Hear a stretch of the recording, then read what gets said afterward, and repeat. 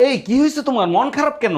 আজকে সুমন ফকিরকে হাত দেখাইছিলাম, আমি আর বেশি দিন বাঁচবো না। আচ্ছা তুমি একটু থাকো, আমি একটু আসতেছি। কোথাও গিয়ে লাভ নাই, আমি আর বাঁচবো না। আরে সুমন ফকিরের কাছে যাচ্ছি, শুনে আসি এই জেলখানা থেকে কবে মুক্তি পাবো।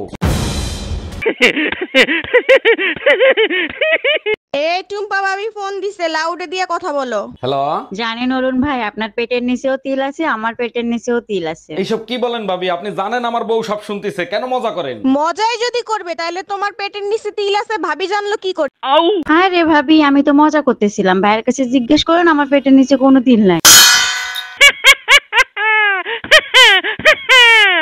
আজকাল দেখি ভদ্র হয়ে গেছো, কাহিনী কি? আরে গিন্নি, আমি খারাপটা ছিলাম কবে সেটা বলো। আগে তো ফাঁক পাইলেই পাশের বাসার ভাবিকে দেখ, তখন তো আমার চোখের সমস্যা ছিল। এখন কি চোখের সমস্যার সমাধান হয়ে গেছে? এখন দেখার বাকি আছে কি যে দেখবো। ভাই তুমি কি দেখছো?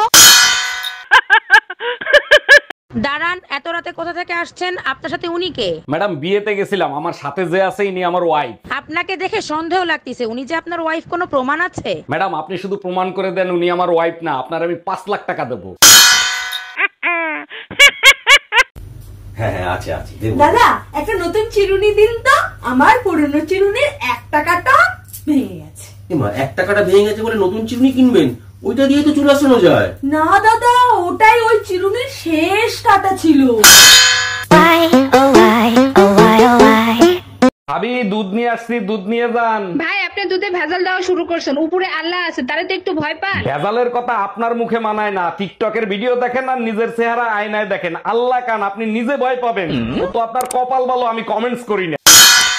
এই লোকটারে বিয়ে করে জীবনে সুখ শান্তি সব বিসর্জন দিছি। মুখ না চালায় হাত চালাও, কাজ তাড়াতাড়ি হবে। আচ্ছা তুমি সময় পাইলেই বিয়ের অ্যালবাম দেখো, কি খোঁজোর মতো বলো তো? ওই লোকগুলোরে খুঁজতেছি যারা বিয়ের সময় দোয়া করছিল সারা জীবন সুখে শান্তিতে থাকেন।